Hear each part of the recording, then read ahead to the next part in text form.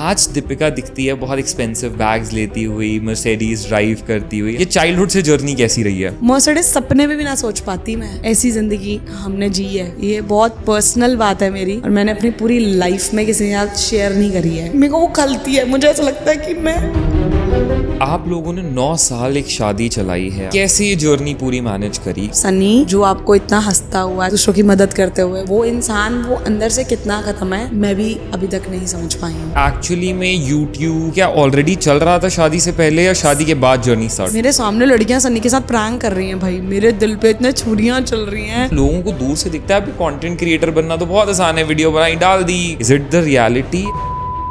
अब बहुत ही एक बोल्ड वुमन का लुक प्रोजेक्ट करते हो। Is it all the time the same? वहां से मेरी जिंदगी में डर खत्म हुआ था। मेरे को अगर कोई मार सकता ना, मेरे सिर्फ अपने मार सकते हैं।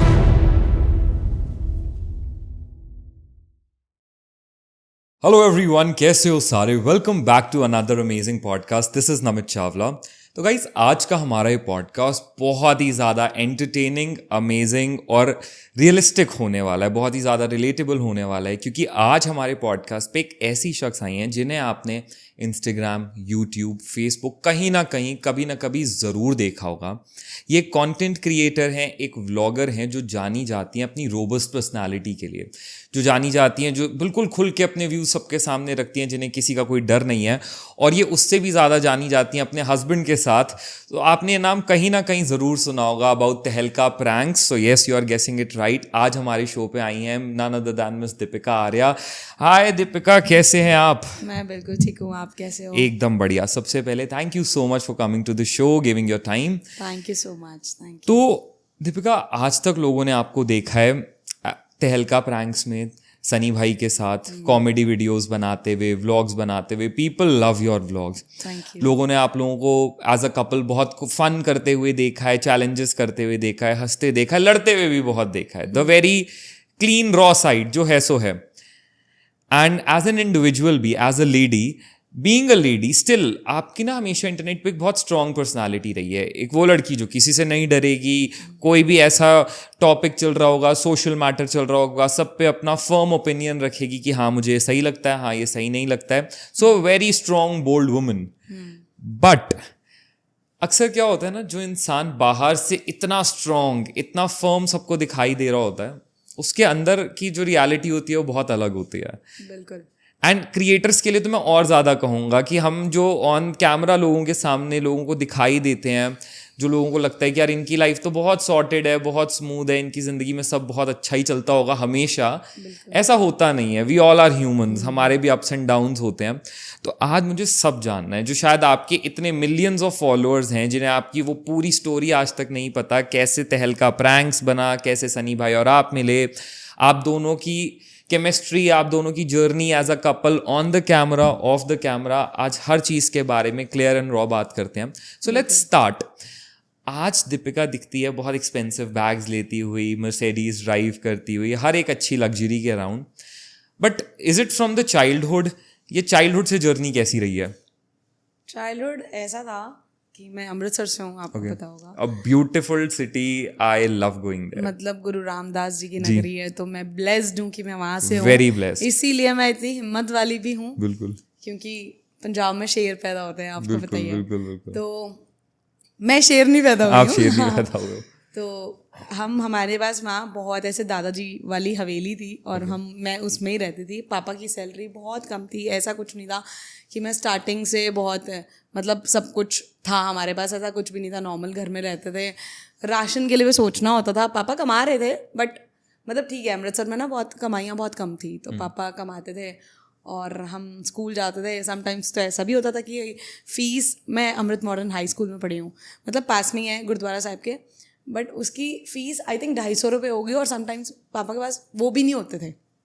मतलब एक टाइम ऐसा भी था कि प्रिंसिपल फ़ोन कर देती थी घर पे कि यार आप बच्चे को आगे बढ़ाना है कि नहीं, फ़ीस के भी पैसे नहीं होते थे। तो ये ज़िंदगी थी जिसको लोग आज देखते हैं कि इसके पास बैग्स हैं या कुछ भी है, ये सब बाबा जी की देन है। मतलब सब्र किया है मैंने अपनी ज़िंदगी में। सपने बचपन से बहुत बड़े बड़े देखे हैं कि पापा को गाड़ी में बिठाऊंगी, पूरे ख़ानदान में गाड़ी नहीं है, मैं बिठाऊंगी तो एक ऐसी गाड़ी में बिठाऊंगी जिसमें जो पूरे ख़ानदान के पास नहीं होगी। तो इतना मतलब रिलेटिव्स इतने अमीर है बहुत, बट जिगरा नहीं है उनमें मर्सिडीज़ लेने का, मैं क्लियर बोल रही हूँ। तो मैंने मर्सिडीज़ ली। पहले मैंने स्विफ्ट से स्टार्ट करा था, और वही मेरे लिए ऐसी थी कि भाई क्या खरीद लिया। अपनी पहली मेहनत की गाड़ी जो होती है ना, वो इंसान के लिए वो अलग ही क्या होती थी है। मुझे सच में समझ में नहीं आ रहा है कि वो ऐसा था कि मैं सच में कोई हवाई जहाज खरीद लाई हूँ। मैंने अपने पापा के सपने सच कर दिए हैं, और वो भी बताऊंगी कैसे मिली। तो स्टार्टिंग से हम फिर मैं 10 साल की हुई, फिर पापा, वहाँ कुछ भी नहीं बन रहा था हमारा। वो थोड़ा सा ना घर, मतलब पंडित जी से पूछा कि यहाँ कुछ होता क्यों नहीं है, मतलब कोई बढ़ क्यों नहीं पा रहा है। पापा मेहनत भी कर रहे हैं, चाचू मेहनत भी कर रहे हैं, बट हम आगे नहीं जा पाते थे। वही कि सर्वाइव कर रहे थे, राशन आ रहा है, रोटी खा रहे हैं, घर चल रहा है, बस इतना। तो मतलब पंडित जी ने बोला कि यहाँ से बाहर निकलोगे तो तुम्हारा कुछ होगा लाइफ में। कुछ प्रॉब्लम थी वहाँ, कुछ ऐसे हॉरर वाली। तो उन्होंने बोला, तो फिर पापा दिल्ली आ गए हमें छोड़ के। मैं बहुत रोई, पापा छोड़ के चले गए, पापा छोड़ के चले गए। बट पापा ने समझाया कि मैं कुछ करने जा रहा हूँ ताकि तुम लोगों को भी एक अच्छी जगह पे रख सकूँ, जो तुम्हें नहीं दिला पा रहा हूँ, शायद वहाँ जाके दिला पाऊँ, मेहनत करूँ, पैसा ज़्यादा आएगा। तो पापा दिल्ली आ गए। फिर कुछ टाइम बाद मतलब पापा ना अपनी मासी के पास रहते थे जी। तो पापा, हम रोज़ फ़ोन करते थे, पापा बुला लो। अब तो पापा को कोई काम ही नहीं मिल रहा था यहाँ पे, क्योंकि हमें इतना कोई जानता नहीं था। तो पापा ने मुझे बताया कि मतलब पापा मैं बताते थे कि बेटा मैं बहुत मेहनत कर रहा हूँ बट चीज़ें नहीं हो पा रही हैं। तो मेरे पापा ने मुझे एक टाइम पे ये भी बताया कि बेटा पता है मेरे पास सच में खाने के पैसे नहीं थे, और तुम थोड़ा सा वेट करो। मैंने मतलब वो नहीं होता तसले उठाना, जो बिल्कुल मजदूरी होती है कि चल ठीक है 200 रुपये 100 रुपये आ जाएँ जेब में। मतलब मेरे पापा ने अपने दादा के टाइम पे राज किया, और उन्होंने हमारे लिए वो भी उठाए। मतलब एक बाप क्या होता है ये मुझे फील कराया। उस समय से मैं सीखी कि मुझे अपने पापा को क्या प्रूव करना है, चाहे मेरी शादी भी हो गई, मैं आपको वही बता रही हूँ। तो पापा ने बताया कि ऐसे ऐसे मैंने मजदूरी कर रहा हूँ, मैं अपनी तरफ से पूरे एफर्ट्स कर रहा हूँ। मैं बहुत रोती, पापा से बहुत प्यार करती हूँ मैं। तो फिर पापा ने थोड़े टाइम बाद मतलब मंदिर में जाके रोते थे, भंडारा खाते थे, और ये बोलते थे कि भगवान ये कर रहा हूँ, कम से कम मेरे बच्चों को इतनी रोटी के लायक ही बना दो, मेरे बच्चे मेरे पास बुलवा दो। तो पापा साईं बाबा मंदिर जाते थे नजफगढ़ में, आपने सुना होगा। तो वहाँ जाके मांगते थे। एक दिन ऐसे रैंडम कॉल आ गया पापा को कि भाई आप नौकरी लग गई है आपकी, 6,000 रुपये, ऐसे 4,000 6,000 कुछ सैलरी थी। पापा ने फटाफट इतनी सी सैलरी में हमें बुला लिया। और फिर यहाँ पे हम मैंने गवर्नमेंट स्कूल से स्टडी करी है, तो मैं गवर्नमेंट स्कूल में थी, तो पैसे वैसे नहीं लगते थे उसमें इतने, तो काम चल रहा था हमारा। तो मतलब पापा को सिर्फ मेरी ही टेंशन थी कि मतलब मैं, ऐसा नहीं है कि जो बच्ची सब देख पा रही है उसको भी ना दिखाऊं, क्योंकि मेरे जो ब्रदर और सिस्टर हैं, जो लोग मुझे जानते हैं उनको पता है कि मेरे ब्रदर और सिस्टर दोनों ब्लाइंड हैं। तो दोनों ही देख नहीं सकते हैं बाय बर्थ। By birth. आपसे छोटे हैं दोनों? हाँ, मेरे से छोटे हैं दोनों। मैं 27 की हूँ अभी, तो वो मेरा ब्रदर 24 का है, और मेरी सिस्टर अभी 20 की हुई है। तो वो दोनों ब्लाइंड हैं। तो पापा को लगता था कि जो देख पा रही है उसको भी कुछ नहीं दिखा पा रहा हूँ, तो मतलब क्या ही है, कैसी लाइफ मैं बच्चों को दे रहा हूँ। बट मुझे कभी ऐसा फील नहीं हुआ कि मेरे पापा ने हमारे लिए कुछ भी नहीं किया। मेरे पापा ने हमारे लिए सब कुछ किया। जो एक मतलब जो इंसान हमारे लिए, ठीक है, एक जो मजदूर होता है ना, उसके लिए बहुत इजी है मजदूरी करना, क्योंकि उसके लिए नॉर्मल है सब कुछ। बट जिसने पापा अपने दादू के टाइम पे, अपने पिता के टाइम पे सब कुछ देखा हो, और वो हमारे लिए वो मजदूरी वाले वो उठा रहे हैं, ईंटें उठा रहे हैं, तो फिर उसके बाद सॉरी मैंने आपको पहले ही बोला था मुझे थोड़ी सी प्रॉब्लम हो जाएगी, प्लीज कोई नहीं। तो फिर हम यहाँ पे आए। मैं गवर्नमेंट स्कूल में पढ़ रही थी। पापा ने फिर सोचा, यहाँ पे आके हमें समझ आई कि भाई बहन ब्लाइंड है, तो इनको भी किसी स्कूल में डालना चाहिए। फिर हमें पता चला कि एक ब्लाइंड स्कूल होता है, रामाकृष्ण आश्रम मार्ग में एक स्कूल है, कि हम वहाँ पे उसको मेरे ब्रदर को करवाते हैं, ताकि वो भी अपनी, पापा सोचते हैं कि पता नहीं मैं कब तक होऊंगा, तो ऐसे बच्चे कैसे होगा, मैनेज कैसे करेंगे ज़िंदगी में। तो फिर हमने स्कूल में डलवाया। बट मेरा भाई हर सैटरडे संडे मेरे पापा से एक ही बात कहता था कि पापा आप दीदी को तो घर रख लेते हो, मुझे नहीं रखते क्योंकि मैं देख नहीं सकता, इसलिए ना। तो पापा ने बोला कि नहीं बेटा ऐसा नहीं है, मैं चाहता हूँ तेरी लाइफ बन जाए। बट पापा बहुत इमोशनल है, वैसे मेरी तरह दिखना ऐसे कि भाई क्या वो हैं, डरते नहीं है किसी से, बट अंदर से वही उतने ही कमज़ोर। तो मेरे भाई के साथ एक प्रॉब्लम हुई थी, हमने उसको स्कूल में डलवाया, तो रामाकृष्ण आश्रम मार्ग वाले में ही, ब्लाइंड स्कूल में। तो ना वहाँ पे एक बच्चा आया, उसका नाम विकी था, और वो ना ऐसे रीसेंट में ही ब्लाइंड हुआ था, एक छत से गिर गया था, और शादी में गया था और वो बच्चा देख सकता था और छत से गिर गया और वो ब्लाइंड हो गया। तो वो बच्चा ना, अब आप सोचो जिसने पूरी दुनिया देखी हो, ऑल ऑफ सडन हम आइज़ बंद कर ले और कुछ ना दिखे तो कैसी ज़िंदगी हो जाती है। तो वो मेरे भाई को बहुत मारता था कि मतलब तुम लोग तो ऐसे हो ही और मैं भी ऐसा हो गया तुम्हारी, मतलब उसको लगता था कि ये लोग ही ऐसे हैं और इनकी वजह से भगवान ने मुझे भी ऐसा कर दिया, कुछ भी वो सोचता था। तो भाई बहुत रोता था कि मेरे को मारता है वो भाई मेरा शरीफ, उसको क्या समझ आना। और आपको पता है ब्लाइंड बच्चों को तो दिखता भी नहीं है, दिखता ही नहीं है, तो वो उसको आगे से नहीं मार पाता, तो वो हाथ चला के भाग जाता था। तो उस बच्चे की भी कोई गलती नहीं थी। तो बस फिर पापा ने उसको, भाई को ना निकाल लिया स्कूल से। तो क्योंकि वो कहता था दीदी को रखते हो आप, दीदी देख सकती है ना इसलिए, और आप मुझे नहीं रखते। पापा ने उसको रख लिया कि कोई बात नहीं, छोड़ दे बेटा स्कूल। मतलब उस टाइम पे पापा को ये लगा ठीक है मैं खिला लूँगा, तो उसको भी कर लिया। और मतलब मेरे पापा अपनी डॉटर को नहीं बेच पाए, मतलब एक मेरी सिस्टर का नाम रश होता है, उसको नहीं बेच पाए कि लड़की सेफ़ नहीं है जी।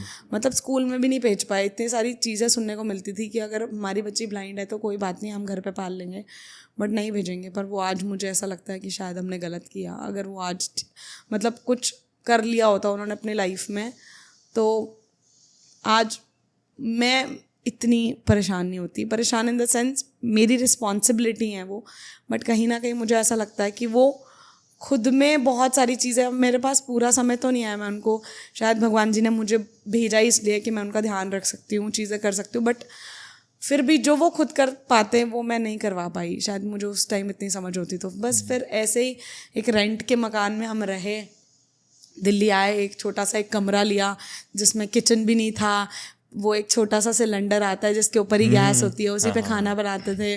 दूसरों के घर में टीवी देखने घुस जाते थे, वो हमारे को देख के टीवी बंद कर देते थे।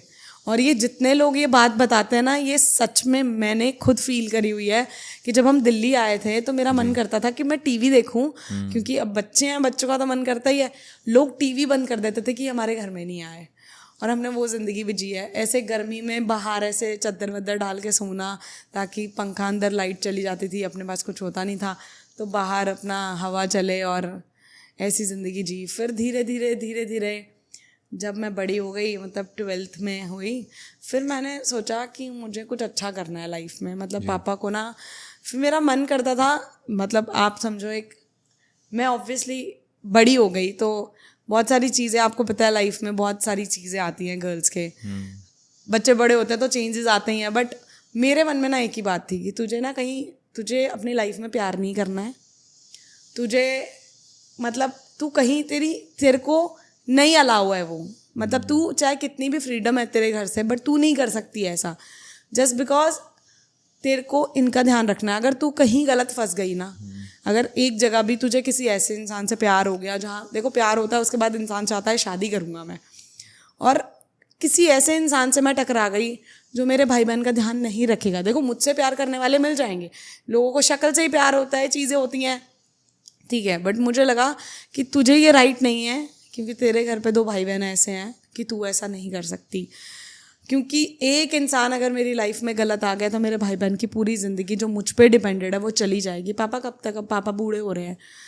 तो फिर मैंने अपने मन में सोच लिया कि तुझे कुछ करना है, और ऐसा करना है कि जिससे पापा हैप्पी हो जाएं, उनको अपने बूढ़े होने पे कोई ऐसे गिल्ट ना रहे कि भाई बहन को कौन देखेगा। तो मैंने एक बार ट्राई करा, मतलब मुंबई में, ये बहुत पर्सनल बात है मेरी, और मैंने अपनी पूरी लाइफ में किसी के साथ शेयर नहीं करी है। okay. हाँ, मतलब मैंने अपने हस्बैंड को ये 2-3 साल बाद बताई थी। तो मेरा मन किया कि मैं ना, मुझे ऐसे बहुत मन करता था मैं स्टार बन जाऊँ, कि मतलब मैं बहुत ऐसे पापा मुझे चाहते थे, पापा मुझे स्क्रीन पे देखें। तो एक बार क्या हुआ, मेरी एक फ्रेंड थी, माही नाम था उसका, तो हम बॉम्बे में मैंने कॉन्टैक्ट करवाया किसी से, किसी के थ्रू। तो उन्होंने बोला कि ऐसे ऐसे आपको ऐड मिल गई है, आपको मतलब काम करवाएंगे शो में, आगे काम मिलता रहेगा, आप बॉम्बे आ जाओ। तो मैंने बोला कि सर मैं तो अफोर्ड नहीं कर सकती बॉम्बे आना, बिकॉज फ़्लाइट की टिकट्स एंड ऑल। तो उन्होंने क्या करा, उन्होंने बोला आपको क्या आप सोच रहे हो, आपको फ़्लाइट की टिकट की ज़रूरत थोड़ी ना है, आप इतना मत सोचो, आपको सिर्फ आना है वहाँ पे। तो मैंने बोला हाँ। कहते हम फ्लाइट के टिकट्स भेज देंगे, आपको इतने पैसे मिलेंगे, आपको इतना सब मिलेगा। मैंने कहा ठीक है। मैं तो हैप्पी। मैंने अपने पापा को सब बताती थी, अच्छा बुरा, जो एक पिता को नहीं बताने वाला है वो भी। क्योंकि मेरी मम्मा बहुत बहुत ऐसी हैं कि वो उन 2 बच्चों में ही रह गई, उन्होंने अपनी ज़िंदगी में कुछ देखा ही नहीं, ऐसी वाली हो गई वो। तो मेरे पापा ही थोड़े से स्मार्ट थे कि पापा को मैं हर बात बताऊं, ताकि मैं कल को कहीं भी फंस जाऊं तो अपने पिता को सब बता रखा हो मैंने। तो उन्होंने जैसे ही टिकट्स भेजी उसके बाद मुझे बोलते हैं कि आपको कॉम्प्रोमाइज़ करना है वहाँ पे, ऐसे बोला उन्होंने। तो ऑनेस्ट बता रही हूँ कि मुझे नहीं पता था कि कॉम्प्रोमाइज़ का मतलब, मैंने समझा कि वहाँ जाके स्ट्रगल करना है। आप समझ रहे हो कि स्ट्रगल करना पड़ेगा, मेहनत करनी पड़ेगी। उसी को बोल रहे हैं कि चीज़ों को तुम मत सोचना कि तुम्हें बहुत आते ही महल मिल जाएंगे। मुझे वो कॉम्प्रोमाइज़ लगा जो मेरे को समझ में आया। तो मैंने बोला हाँ कोई प्रॉब्लम नहीं है, ठीक है, मैं तो मेहनत करना ही चाहती हूँ, मेरे को तो करना ही है आगे लाइफ में, मेरे को तो अपने भाई बहन के लिए कुछ करना ही है।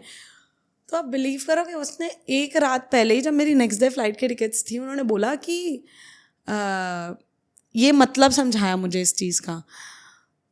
तो मैं ना घबरा गई बहुत ज़्यादा कि ये क्या बोल दिया मुझे, क्योंकि अपना बिल्कुल ध्यान नहीं इस चीज़ में, और मैं डर गई। और मैंने बोला मुझे नहीं आना है, मैं तो बहुत इज्जत से ज़िंदगी जीना चाहती हूँ। मेरे पिता की, हमारे में पंजाबी में बोलते हैं कि प्यो दी पग नूं कदी दाग नहीं लगना चाहिए, है ना। और मैं उस पे रही, और मतलब किसी ने मुझे सीधा ऐसी बातें बता दी। और मैं मतलब वाहिगुरू जी ने मेरा साथ दिया कि मुझे एक रात पहले पता लग गई, जब मैं बॉम्बे नहीं गई थी। तो उन्होंने बोला तूने खुद अपने मुंह से एग्री किया हुआ है, अगर तूने किसी भी चीज़ से मना करा ना अब, और तू कल नहीं आई, तो तेरे पापा को वो रिकॉर्डिंग्स भेजूंगा कि आपकी लड़की ने सब कुछ हाँ बोला हुआ है। मैंने बोला ऐसे कैसे, मतलब मेरे अंदर कोई डर ही नहीं, क्योंकि मैं पापा को, अदरवाइज कोई अदर लड़की होती जिसने अपने पिता को नहीं बताया होता, और वो आई थिंक वो सुसाइड कर लेती कि यार मैंने इतनी बड़ी चीज़ों को हाँ बोल दिया है, इतनी सारी चीज़ें। मैंने बोला आप मेरे पापा को क्या बोलोगे, मैं बताती हूँ अपने पापा को। वहाँ से मेरी ज़िंदगी में डर ख़त्म हुआ था कि दुनिया बहुत गंदी है, सपने दिखाती है कि तुम्हें ये मिल जाएगा, तुम्हें वो, और एंड में लोग सिर्फ लड़की का यूज़ करना चाहते हैं। तो मैंने कहा मैं नहीं डर रही हूँ इस चीज़ से, तू मेरे पापा को मत बता भाई, मैं बता चुकी हूँ अपने पापा को। तो फिर उस दिन के बाद मैंने सोच लिया मुझे करना ही नहीं है ये वाली चीज़ें, क्योंकि लोग इतने गंदे हैं, लोगों को लगता है सीधा कि ये एक लड़की है तो ये इसका बस यूज़ होगा और इसको पागल बना दिया जाएगा। फिर मैंने कहा मेरे को ये लाइन में ही नहीं करना है। फिर मैं एक छोटी सी जॉब में लग गई। तो जॉब मतलब ऐसा था कि वो हमारे नॉन थे, जीएम थे वहाँ के, उनकी 2 बेटियाँ थे, वो मुझे बहुत प्यार करते थे। तो उन्होंने बोला बेटा तू यहाँ रियल एस्टेट कंपनी में मुझे बिठाया अपने साथ कि तू सीख काम और तू आगे अपना फ्यूचर बनाइयो। तो मैं वहाँ जॉब करने लगी। तो उसके बाद फिर सनी की एंट्री होती है। तो आपको अब यहाँ से अब जाननी है स्टोरी, क्या होती है एंट्री, कैसे होती है? तो सनी की एंट्री ऐसे होती है, वो भैया जो जीएम थे वहाँ के, उन्होंने मेरे को बोला कि तेरे को वीडियोस बनाने का शौक था, तुझे स्टार बनने का बहुत मन करता है, तो एक लड़का है जो मेरा नेबर है, तो वो ना वीडियोस बनाता है, तो तेरे को मिलवाता हूँ उससे। और मैंने भैया को बता दिया था ये वाली बात कि भैया मेरे साथ ऐसे प्रॉब्लम हो चुकी है, पूरी डिटेल में नहीं। तो मैंने बोला भैया मेरे पापा की रिस्पेक्ट से ऊपर कुछ नहीं है मेरे लिए, मुझे नहीं चाहिए ऐसा कोई फेम या कोई ज़िंदगी में जो मेरे पिता के ऊपर बात आ जाए कि यार इसकी बेटी तो ऐसे गई है आगे। मेहनत से कराना है करा लो, मेहनत आप मजदूरी कराओगे, नाम होना चाहिए, मजदूरी भी करेंगे, खाना मत दो, कुछ मत करो, बट ज़िंदगी में सिर्फ मेहनत से सब कुछ, अदरवाइज और कुछ रास्ता नहीं चाहिए। तो उन्होंने बोला बेटा टेंशन मत ले, वो लड़का तुझे कुछ भी नहीं बोल सकता जस्ट बिकॉज वो मेरा नेबर है और हमारा बचपन से बहुत प्यार है। मैंने बोला ठीक है। तो उन्होंने मुझे सनी की फ़ोटो दिखाई, तो मैंने बोला ठीक है मैं इनसे मिल लेती हूँ। उन्होंने मेरे को मेरी बात कराई, तो सनी ने मुझे बोला ठीक है आप नीचे आ जाना। सनी तो एक्साइटेड, ये लड़की, मतलब मैंने ना ऐसा सर पे चुन्नी लेके गुरुद्वारे की फ़ोटो लगा रखी थी, और सन्नी के मन में कुछ फूट गया, जो मुझे बताते हैं, मैं अपने आप नहीं बोल रही हूँ ये सब, कि भाई ठीक है आप नीचे आ जाना, मैं आपसे बात कर लूँगा। मैंने बोला ठीक है भाई। मैं नीचे चली गई, मतलब जैसे ही ऑफ हुआ मैं नीचे गई, सन्नी एकदम ऐसे बाइक, मतलब वाइट टी-शर्ट पहन के और बाइक चमका के, अपनी बहुत अच्छी सी बाइक थी उनकी, आई थिंक बहुत एक्सपेंसिव थी उस टाइम पर, उन्होंने ले रखी थी, भैया की लेकर आए थे। तो भैया की होगी वो पक्का, मुझे लगता है सन्नी की होगी। तो वो ना नीचे खड़े, मैंने कहा यार ये मुझसे मिलने आया है या ये मुझे चमकाने आया है, इतना क्यों चमक के आया, नॉर्मली मिले ना भाई। तो उन्होंने मेरे को कहते हैं कि आपको वीडियोस बनानी है। मैंने कहा हाँ। मैंने कहा देखो भैया मैंने कहा देखो भैया मेरे को आप मेहनत कराना, मैं पहले ही उस चीज़ से ना मेरे दिमाग में चीज़ें सब नेगेटिव हो चुका था। मैंने कहा मुझसे मेहनत कराना, बट आप कुछ और मत सोचना, क्योंकि मुझे उसकी बातों से लग गया कि यार मिलने आ रहा है एकदम से, क्यों आ गया या ऐसे, है ना। तो कहता नहीं नहीं ऐसा कुछ नहीं है। तो उन्होंने मुझे बोला ऐसा कुछ नहीं है, आपको वीडियोस करने को मिलेंगे, मैं वीडियोस बनाता हूँ, आप भी आ जाना वीडियोस में। मैंने कहा ठीक है। फिर सनी ने मुझे बोला कि हम वाटर पार्क चलते हैं। भाई मैंने कहा ये वाटर पार्क कैसे बोल रहा है, मैं इसको भैया बोल रही हूँ मुझे क्यों बोल रहा है, ये क्यों नहीं बोल रहा। कह रहे वाटर पार्क चलोगे आप। उसको लगा कि बहुत बच्ची थी मैं, बहुत ऐसे जॉली एकदम नेचर वाली, शरारती। तो उन्हें बोला मैं शरारती हूँ, उसको मैं पसंद आ गई थी एक्चुअली।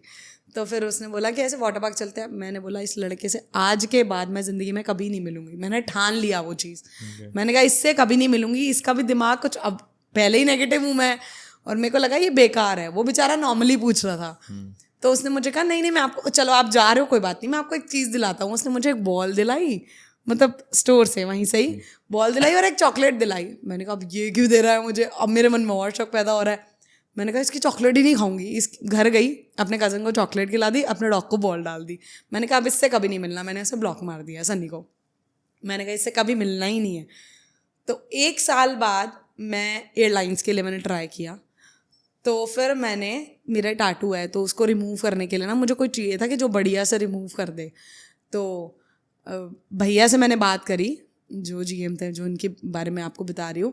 उन्होंने बोला कि एक लड़का है, फिर से वही लड़का। कैसे भगवान क्या सोचते हैं, जब आपको किसी से मिलाना होता है ना तो आप सोच भी नहीं पाते। मैंने फिर ओके बोल दिया, ठीक है भैया कौन है बताओ। कि वो कह रहे उसके बहुत लिंक हैं, उसकी तो बहुत चलती है और वो तेरे बढ़िया जगह से करवा देगा ये रिमूव। हाँ मैंने ठीक है, मैंने कहा, मैंने बात करी दोबारा सनी से। अब मेरे मन में नहीं है कि ये वही लड़का है, ऐसे कुछ भूल गई मैं। तो मैंने बोला ऐसे ऐसे भैया मेरे को ऐसे ऐसे रिमूव कराना है और उसके बाद ऐसे मेरे को ज्वाइन करना है। बोले हाँ हाँ मेरे तो पूरे लिंक है, आप बस बताओ आपको क्या कराना है। मैंने कहा ठीक है। फिर बात करते करते मुझे आज भी समझ में नहीं आता ऐसा क्या हुआ। उन्होंने मुझे भैया की स्टोरी बताई। मतलब सनी जो आपको इतना हंसता हुआ, तहलका, दूसरों की मदद करते हुए, वो इंसान वो अंदर से कितना ख़त्म है, शायद मैं भी अभी तक नहीं समझ पाई हूँ। कैसे? क्योंकि उनके खुद के ब्रदर की डेथ हो गई है। मतलब मेरी शादी से 1 साल पहले उनके जो ब्रदर थे, बड़े वाले भैया, वो उनकी डेथ हो गई थी। तो वो पता नहीं कैसे खड़ा है, उसके अंदर वो लड़ेगा, झगड़ेगा, सब कुछ करेगा, वो एक ह्यूमन नेचर है। बट वो अंदर से भैया को इतना मिस करता है ना कि आज मेरे पास साथ में खड़ा हुआ कोई है ही नहीं, इसलिए वो दोस्तों को लेके चलता है। तो उसने मुझे वो बात बताई। अब मेरी ज़िंदगी में पहले से ही भगवान ने प्रॉब्लम कर रखी थी कि भाई बहन देख नहीं सकते, मैं उस दुख से बाहर नहीं निकल पाती थी किसी भी चीज़ को लेके। और उसकी ज़िंदगी में भगवान ने एक ऐसा दुख दे रखा था कि उसके खुद के भाई नहीं हैं और उनकी वाइफ हमारे साथ हैं और उनका बेटा है एक। तो सनी ने मुझे वो बात बताई कि ऐसे मैं आपके साथ कभी कुछ गलत नहीं करूँगा, आप लास्ट टाइम भी मुझे ऐसा गलत समझ रहे थे, तो मैं गलत नहीं करूँगा, बस आप मुझे अच्छे लगे। तो मैंने बोला कि अच्छे तो लग गई, बट मैं आगे कुछ सोच नहीं सकती हूँ क्योंकि मेरे भाई बहन। ही सेड मैं वादा करता हूँ, सोचो भगवान से जो मैं मांग रही थी वो चीज़ मुझे मिली। मैं वादा करता हूँ कि आपके पापा जब बूढ़े हो जाएंगे तो मैं बूढ़े हो जाएंगे या कभी भी उनको ज़रूरत पड़ेगी, अगर उनका बेटा नहीं है, जैसे इन द सेंस कि भाई नहीं कुछ कर सकता है लाइफ में, तो वो बेटा जिसकी आंखें हैं वो मैं बन के खड़ा हूँगा उनके साथ। तो मेरे को ना बड़ी क्लिक कर गई बात, जबकि वो मुझसे 10 साल बड़े हैं सनी। मतलब अगर मैं 27 हूँ तो वो 37 है। इतना डिफरेंस आप समझ रहे हो, बहुत बड़ा डिफरेंस है ये। समझने में लड़ाइयाँ इसी वजह से हो जाती हैं।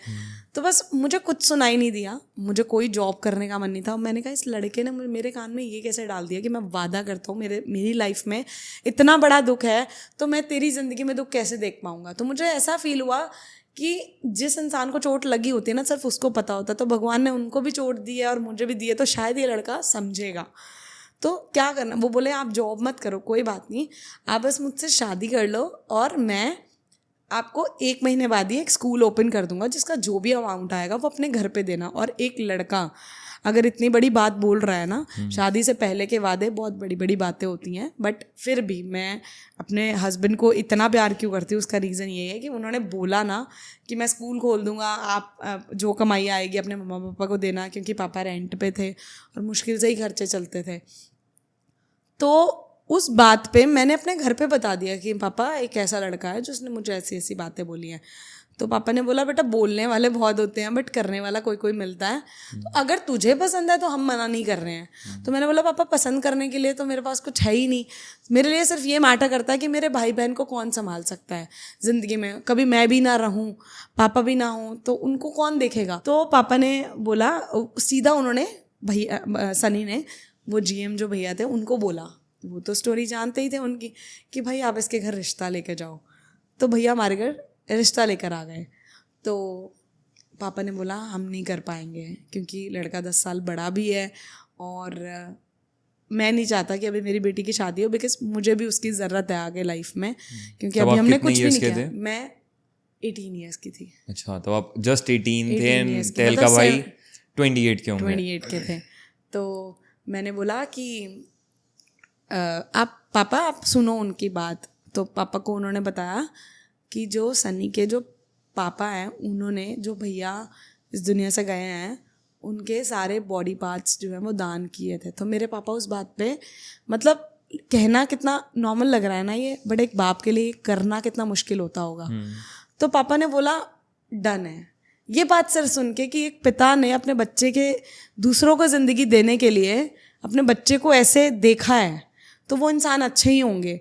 और सनी ने वादा किया कि पापा आप कभी मत सोचना कि आपका बेटा नहीं देख सकता, आपका एक बेटा है, भगवान ने आपको एक बेटा दे दिया है। मैंने कुछ नहीं सोचा, मैं सनी से कोई प्यार नहीं करती थी क्योंकि कोई मेरा ऐसा था ही नहीं। मैंने कुछ नहीं सोचा, कहते हैं ना कि अपने परिवार के लिए कैसे इंसान कॉम्प्रोमाइज़ कर देता है, तो मैंने अपनी पूरी ज़िंदगी ये सोच के कुर्बान कर दी। आप कुर्बानी समझ सकते हैं कि मुझे नहीं पता वो इंसान कैसा है, बट उसने एक बात बोल दी कि ये मेरे भाई बहन को देख लेगा, तो मेरे लिए कोई फ़र्क नहीं पड़ता। मेरे को प्यार करना था, मुझे भी बहुत अच्छा लगता था, ऐसे कपल्स होते हैं एक दूसरे से प्यार होता है, फिर शादी होती है, ऐसे होता है वैसे होता है, कुछ फ़र्क नहीं पड़ा। मैंने कहा डन। पापा भी मान गए। जो ऑलरेडी मेरे बहुत सारे रिश्ते आए हुए थे सब हटा के पापा ने बोल दिया डन। तो ऐसे हमारी शादी हुई। मतलब 30 को रोका हुआ, 13 को शादी हो गई। 13 दिन के अंदर शादी। क्या बात है। बट मेरी दादी को थोड़ा सा डाउट था, वो बड़े हैं, उनको लगता है कि मतलब लड़के ऐसे बोल देते हैं बट ऐसे। तो दादी ने बोला 1 साल डाल दो शादी में, कि 1 साल। हम बहुत उस टाइम पे ना, अब ये समझो बस घर चल रहा था, अच्छा चल रहा था। पापा एक टाइम पे बहुत अच्छा कमाने लगे थे दिल्ली में आके, बहुत अच्छा। तो पापा के मन, मतलब दादी के मन में ये था कि कोई लड़का खराब नहीं कर दे सब कुछ आके, सब खराब ना हो जाए, कि एक ही बच्ची है हमारे पास सही, और उसकी भी ज़िंदगी ऐसी हो गई तो ये टूट जाएगा। तो उसमें क्या हुआ, फिर पापा ने बोला कि नहीं। मैंने बोला दादी आप कुछ मत बोलो, आप बहुत अच्छा लड़का है। वो उसने इतनी बड़ी बात बोल दी, दादी भी ऐसे कन्वेंस। भगवान कैसे मिलाते हैं ये मैंने फील किया। तो फिर शादी हो गई मेरी सनी से ऐसे ही 13 दिन के अंदर। बट मैं आपको बता रही हूँ, मेरे हस्बैंड ने वो प्रूव किया। आज तक की बात बता रही हूँ, हमारे झगड़े हो सकते हैं, हम एक दूसरे से लड़ सकते हैं, हम कुछ भी कर सकते हैं, बट अगर मेरे पेरेंट्स को कभी भी ज़रूरत है तो सनी हमेशा वहाँ होते हैं, हमेशा। तो मेरे लिए मेरे झगड़े भी छोटे पड़ जाते हैं और मैं उससे अब इतना प्यार करती हूँ, इतना। बट भगवान ने वो समय जैसे निकलवाया ना, तो मुझे समझ में आ गया कि इसके साथ रखने के लिए निकलवाया है। थोड़ा तो देखो मैं कॉम्प्रोमाइज़ तो दे सकती हूँ कि मतलब मैंने अपनी ज़िंदगी के साथ बिना किसी से जाने ऐसे शादी कर ली, बट मैंने ये सोचा कि भगवान ने वो चीज़ करी थी, बट मेरे भाई बहन का तो ध्यान रखना है ना। वो झगड़े बहुत होते थे, बहुत झगड़े होते थे। तो मेरे को ऐसा लगता था नहीं यार दीपिका तू कैसे सर्वाइव करेगी, बहुत झगड़े होते थे। तो बट जब मैं ये देखती थी ना, ये इंसान मेरे मम्मा पापा के लिए खड़ा है, मेरे भाई बहन के लिए खड़ा है, तो वो सब भूल जाती थी मैं। मतलब बेटी के लिए पेरेंट्स इतने मायने रखते हैं कि वो अपनी ज़िंदगी भी ख़त्म कर सकती है उस जगह पे, कि नहीं ठीक है मुझे कुछ ना मिले, मेरे मम्मी पापा मेरे भाई बहन खुश रहने चाहिए, परिवार खुश रहना चाहिए। तो ऐसे हुआ हमारी शादी। ओके। तो शादी के बाद फिर एक्चुअली में यूट्यूब ये क्या ऑलरेडी चल रहा था शादी से पहले या शादी के बाद जर्नी स्टार्ट हुई? सन्नी करते थे पहले वीडियोस, मतलब ऐसे ही नॉर्मली ऐसे गलियों में घूम घूम के प्रैंक्स होते हैं ना, वो ही करते थे पहले। ठीक है। तो ये स्टार्ट कैसे हुआ आप पूछ रहे हो जी। तो मैं बताती हूँ। स्टार्ट ऐसे हुआ कि मेरी शादी हो गई, उसके बाद सन्नी ना वीडियोस बनाने जाते थे। तो ऐसे कोई, मैं नाम नहीं लूँगी किसी का, ऐसे वीडियोस बनाने जाते थे। तो मेरे को बड़ा दुख होता था। मैं घर पे रहती थी मम्मा पापा के पास, और मुझे तो लगता था कि यार ये तो गर्ल्स के साथ प्रैंक करता है और मतलब इसका कुछ चल जाएगा और मैं अकेली हो जाऊंगी ज़िंदगी में, कि मैं तो बाहर भी नहीं निकलती हूँ। आप मानोगे मैं ऐसे पल्लू वल्लू करती थी और पूरा टाइम ऐसे 3 टाइम खाना बनाना, जो एक मतलब एक बहू करती है वैसी बिल्कुल। मेरे को लगता था कि मैं ऐसी ही रह जाऊंगी और सन्नी कहीं मेरे को मतलब उसको ये ना लगे कि ये तो बिल्कुल घर वाली है। अब छोटी उम्र है मेरी, अब मैं यही सब सोचूंगी ना, अब मेरे मन में तो ये सब आएगा कि सन्नी तो इतना खुश रहता है और मुझसे झगड़ा भी करता, लगता है इसको मैं अच्छी नहीं लगती, अब पहले शादी कर ली, ये वो बहुत नेगेटिव हो गई मैं। तो एक दिन मैंने बोला कि आप घर वर पे वीडियो बना लो प्लीज़। मेरे सामने लड़कियां सन्नी के साथ प्रैंक कर रही हैं, भाई मेरे दिल पे इतने छुरियां चल रही हैं, मैं कैसे बताऊं। तो मैंने ऐसे ही सन्नी ने बोला ठीक है। फिर हम एक बार घर पे हमने ऐसे वीडियो बनाई, भाई क्या मिलियंस चली गई वो एक वीडियो। ड्रंक थे, मतलब सन्नी उसमें ड्रंक बनते हैं कि मैंने पी रखी है और मैं शौक कि भाई मेरा पति कैसे पी सकता है। तो वो वीडियो इतनी वायरल हुई, सन्नी को लग गया चस्का। अब भगवान जी से मैं मांगा, जो मांग लो ना मिल जाता है। तो सन्नी ने क्या करा, भाई ये तो वीडियो चल गई मेरी बीवी के साथ। भाई फिर हमने वीडियोस बनानी स्टार्ट कर दी, जो वीडियो बना रहे हैं बढ़िया चल रही है। फिर सन्नी घर पे ही रहना स्टार्ट कर दिया और मैं भगवान जी से कह रही हूँ थैंक यू भगवान जी, आप मुझे बस किसी तरीके, और मेरे सपने भी पूरे होने लगे कि मुझे ऐसे बनना था कि दुनिया मुझे जाने। और वो धीरे धीरे हम घर पे, छोटा सा कमरा हमारा, आपने देखी होंगी पुरानी वीडियोस, इतना छोटा सा कमरा था और उसमें हम वीडियोस बनाते थे और दुनिया ने हमें इतना प्यार दिया। और लॉकडाउन में तो भगवान ने इतना ब्लेस्ड कर दिया कि जहाँ जाओ हमारे चर्चे, इतना ब्लेस्ड हो गए थे हम। तो भगवान ने हमारी, मतलब उन्होंने मेरी सुनी है, जो हमारे तेल का प्रैंक बने हैं कि भाई मेरा पति बाहर नहीं जाना चाहिए और मेरा पति मेरे साथ वीडियोस बनाए और वो वायरल हो जाए। और सच में भगवान ने हमें ब्लेस्ड कर दिया और हमारा वायरल हो गया। और तहल का नाम कैसे पड़ा? हाँ। तहल का ऐसा कि हमने चैनल तो बना लिया था, तो मतलब वीडियोस तो बना ली थी, चलने लगी थी। तो सनी ने मुझे पूछा, मतलब जब एक वीडियो चल गई, कि हम अपने इसका नाम क्या रख सकते हैं। तो उन्होंने मुझे 2-3 नाम दिए, मुझे दो नाम याद हैं, तबाही और तहलका। तो तुझे बताना है कि क्या नाम देना है। तो मैंने बोला तबाही नहीं चाहिए, मतलब तबाही इन द सेंस कि तबाह हो गया सब कुछ, बट तहलका मचाएंगे हम। तो मैंने बोला सनी तहलका नाम रखेंगे।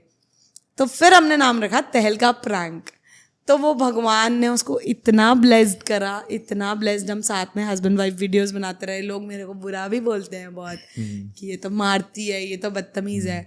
अरे भाई वो देखो ना, जो मैं बहुत प्यार करती हूँ वो देखो, वो पिटता नहीं है, उसको बस यही चाहिए कि ये वीडियो बना भाई, तू ऐसी डॉन ही अच्छी लगती है।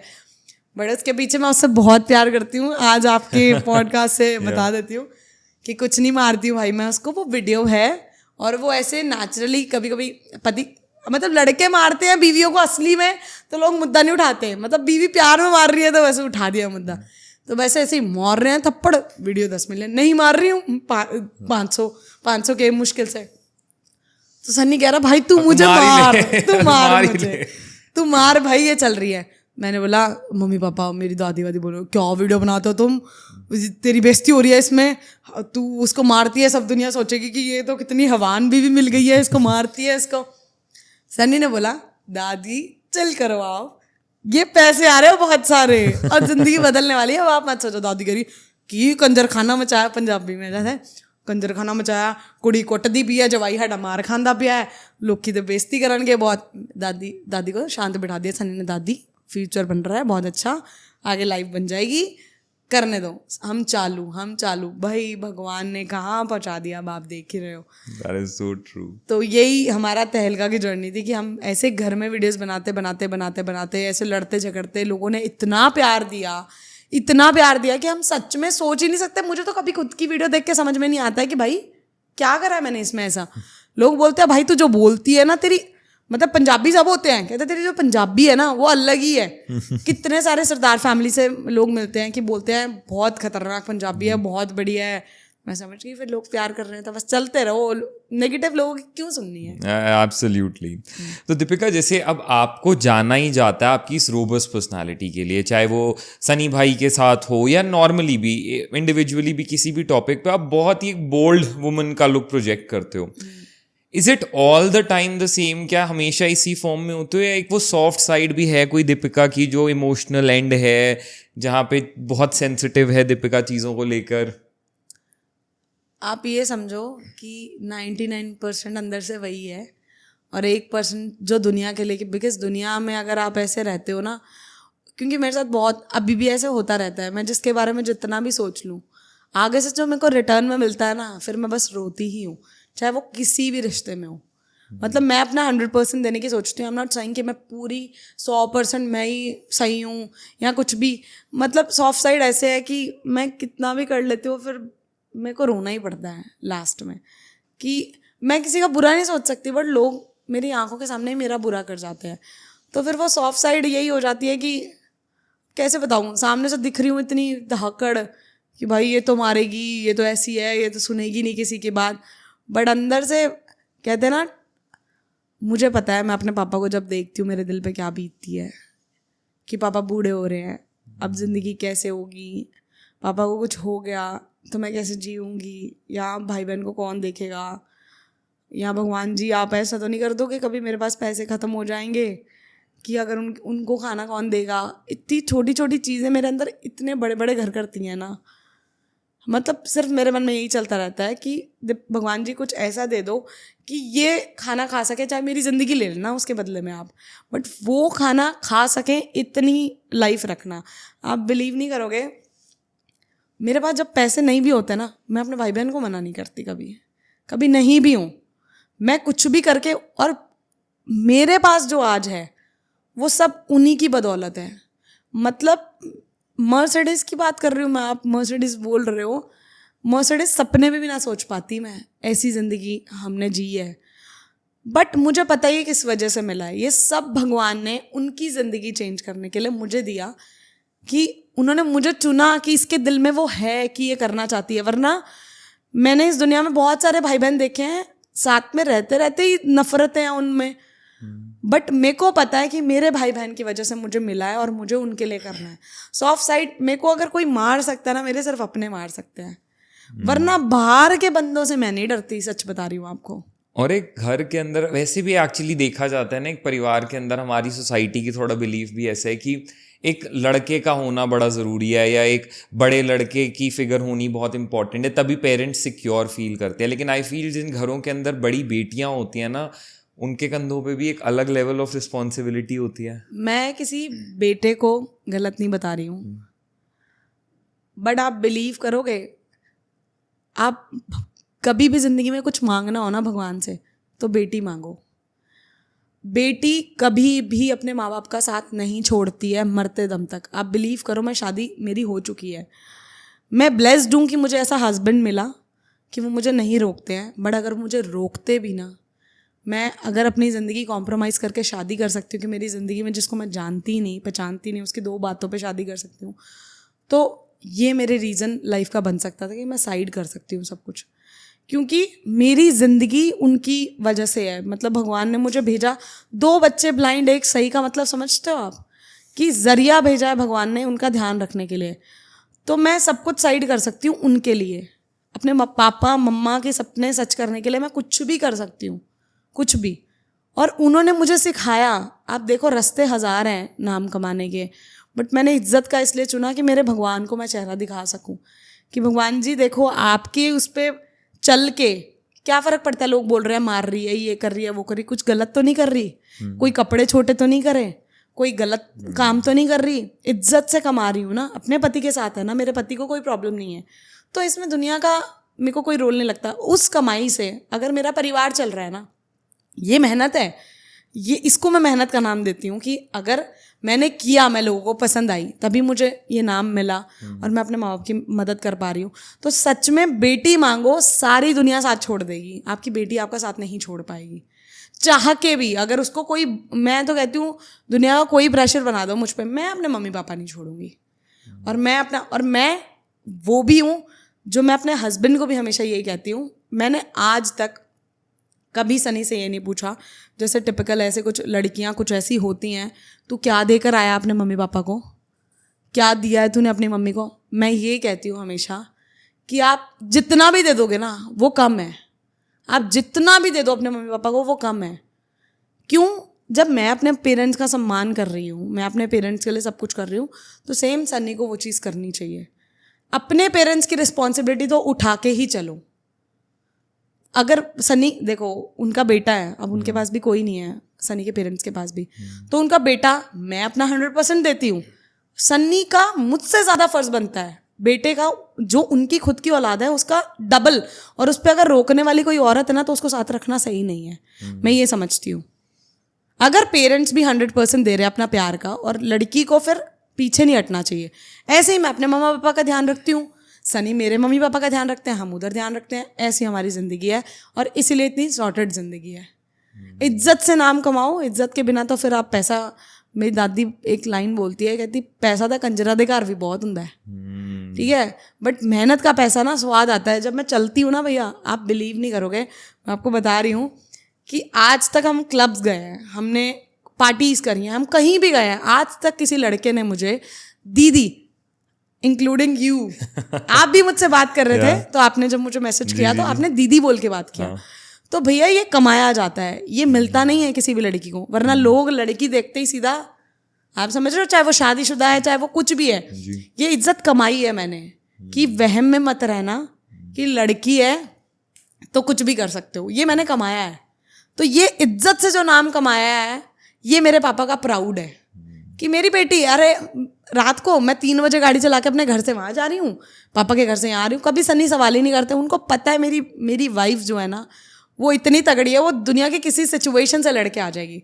पर बस भगवान जी से एक प्रे करती हूँ मैं कि मेरे भाई बहन को दिखा दो एक बार दुनिया, उन्होंने नहीं देखा है उनकी बहन कैसी दिखती है, या मतलब वो चीज़ मेरे लिए बहुत, मेरे को वो खलती है, मुझे ऐसा लगता है कि मैं अपनी आईज उनको दे दूँ और वो चल जाए, वो हो नहीं सकता। पता है हमने ट्राई भी करा था कि कम से कम एक आंख दे के एक को, और कभी मैं ना देख पाऊँ कोई बात नहीं, बट मेरे भाई बहन एक बार दुनिया देख ले, पर वो कुछ भी पॉसिबल नहीं हो पाता क्योंकि उनकी ना वो एक नस होती है, शायद मुझे इतना नहीं पता, बहुत सारी जो हमने डॉक्टर ने बताया कि वो वर्क ही नहीं करती है। तो अगर उसको छेड़ेंगे कुछ आँखों को ठीक करने के लिए तो उस वजह से ना वो दिमाग से भी चले जाएंगे, तो ऐसा मत करो कुछ भी।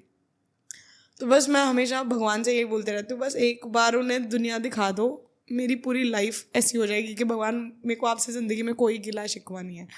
बस वो जब देख नहीं पाते, और मेरे पापा के सामने एक बाप के लिए कितनी बड़ी बात होती है जब उसका बच्चा ऐसे दीवार से टकराता है, आप समझ रहे हो, चलता चलता मेरा भाई कभी ऐसे लग जाता है, कभी कहीं लग जाता है। अभी रिसेंट मेरे भाई का फ़ोन निकाल लिया किसी ने, पॉकेट से मार्केट गया था मम्मा के साथ।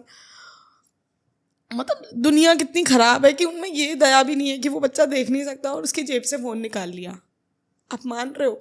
तो बस मैं चाहती हूँ कि ये दुनिया बहुत बेकार है, बस मेरे भाई बहन देख ले और वो एक बार दुनिया संसार देख ले कि मेरी बहन कैसे दिखती है, मेरे पापा कैसे दिखते हैं, और वो ज़िंदगी में बहुत समझ ही नहीं आता मुझे बोलना क्या है जब भी मैं इस टॉपिक, बस मैं चाहती हूँ वो देखें एक बार, उनको बहुत कितना अंधेरे में रखा हुआ है भगवान ने, बस उनको भगवान जी कुछ मेरा कर्म कोई जोड़ देना, मैं कभी किसी को पेन में नहीं देख पाती हूँ, हमेशा आगे जाती हूँ, क्यों कि पता नहीं कौन सा ऐसा मेरा कर्म जो भगवान ने सोचा होगा कि अगर ये वाला काम ये कर देगी ना आज सारी चीज़ें छोड़ के, तो मैं इसके भाई बहन को दिखा दूंगा।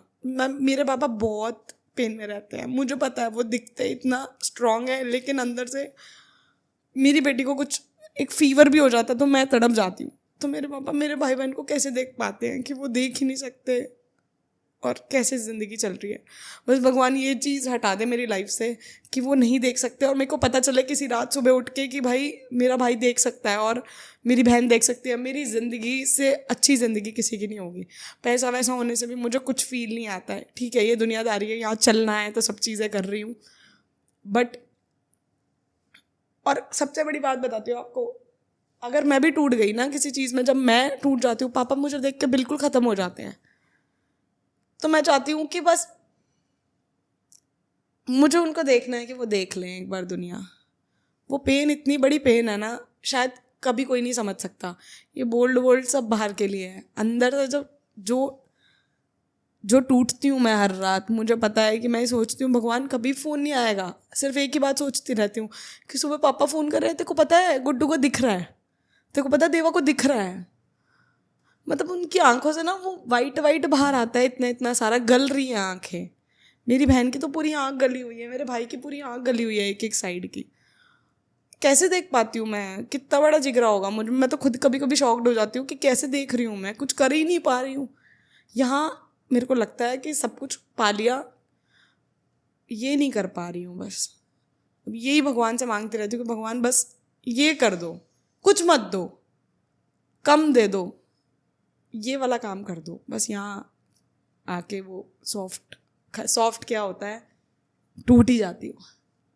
वो ये ना, वो लोग नहीं देख पाते, लोगों को बस वही साइड दिखती है। पता है, आज ज़रूरत नहीं पड़ती मेरे पापा को कभी किसी की।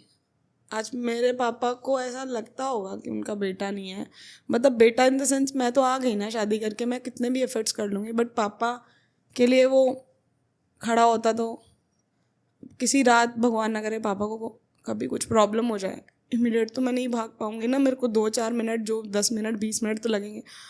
अब भाई ठीक ही नहीं है, वो कहाँ ले जाएगा बताओ। ये डर अंदर ही अंदर, जो किसी को बता भी नहीं पाती हूँ मैं। ठीक होना बहुत ज़रूरी था, भगवान ने दोनों को ऐसे करके गलत कर दिया। बस ठीक है, हमारे कर्म होंगे, बट 2 जगह नहीं करना चाहिए था ऐसा। इससे पता चलता है कि कई बार ना हमारे यहाँ लोगों को लगता है कि लड़की तो है, क्या हो गया, इसको कोई रिस्पॉन्सिबिलिटीज़ का टेंशन नहीं है, कोई टेंशन नहीं है। पर एक घर की ओनली डॉटर या एल्डर डॉटर के सर पे कितना कुछ होता है, शायद ये फीलिंग सिर्फ वही जानती है। और उसके सर पे बहुत होता है, मुझे ऐसा लगता है उसे, क्योंकि मैंने बहुत सी ऐसी लड़कियां जो अपने घर में बड़ी हैं, जो ओनली डॉटर्स हैं ना, उनके मुंह से सुना है कि यार हमें शादी करने का भी मन नहीं करता, बिकॉज हमारे मन में कांस्टेंट फियर ये रहता है कि पीछे मम्मी पापा हैं, उनका ध्यान रखना है, या कोई छोटी बहन या छोटा भाई है, उनकी कौन केयर करेगा। मैंने उन लड़कियों की ना, मतलब एक लड़की के लिए शादी सबसे बड़ी खुशी का वो होता है, लेकिन उसके साथ पैरेलल मैंने ये फियर भी उनके दिमाग में अक्सर चलते देखा है। क्योंकि उनको पता है ना, उनके अलावा कोई कर नहीं सकता ये चीज़। पता नहीं भगवान ने बेटी क्या बनाई है, जो भी बनाई है ना, वो सब कुछ जो बेटियां नहीं करती, मैं तो यही चाहती हूँ वो भी करें। बट सच में हर बेटी के मन में यही होता है, हर ये डर, मैं इस घर से चली जाऊंगी तो कैसे चलेगा, अगर कोई सिचुएशन आ गई तो मेरी शादी हो रखी होगी तो मैं कैसे कर पाऊंगी, मैं कैसे आ पाऊंगी। और हर इंसान को, हर लड़के को मैं तो बोलना चाहूँगी कि जैसे आपके पेरेंट्स हैं ना, वैसे ही लड़की के भी पेरेंट्स हैं।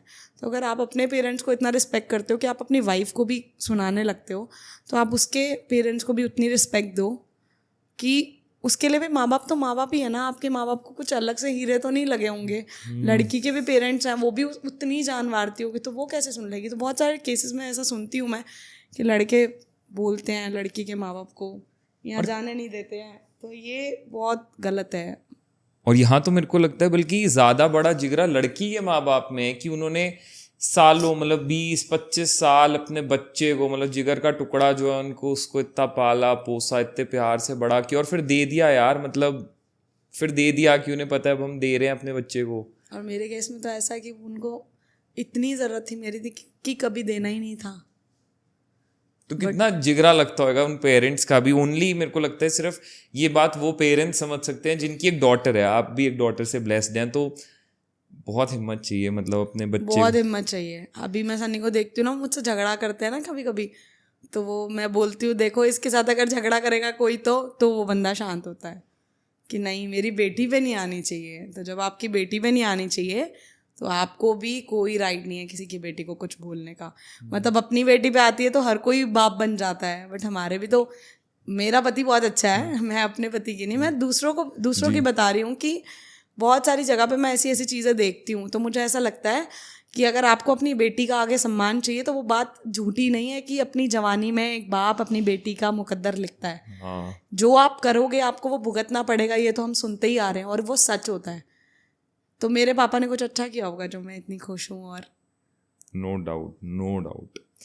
बस वही बात है कि लड़के एंड लड़कों की फैमिलीज भी ये चीज़ थोड़ा सा समझ लेना कि वो जो सामने वाली लड़की की फैमिली है वो कितना बड़ा चीज करके बैठे हैं, वो अपने इतनी, उनको तो ऐसा लगता है कि उन्होंने अपना बोझ उठा के फेंक दिया इधर। बहुत एक्चुअली ये फैमिलीज को लगता है कि मतलब हम पाल रहे हैं, आप पाल उनके ऊपर वो बोझ थोड़ी ना थी। वो तो बहुत, मतलब बड़ा मुश्किल है यार अपने बच्चे को दे देना जिसको तुमने इतना बड़ा किया है। आप अपने बच्चे को स्कूल नहीं भेज पाते, उससे डरते हो। कोई अपना माँ बाप पूरी जिंदगी के लिए दे रहे हैं, मतलब मुझे समझ में नहीं आती ये सब बातें, क्या लॉजिक बनाते हैं लोग कि खुद का बच्चा है तो उसको उस लेवल पे पैम्पर करना, दूसरे की बेटी आई है तो उसको कोई वैल्यू ही नहीं।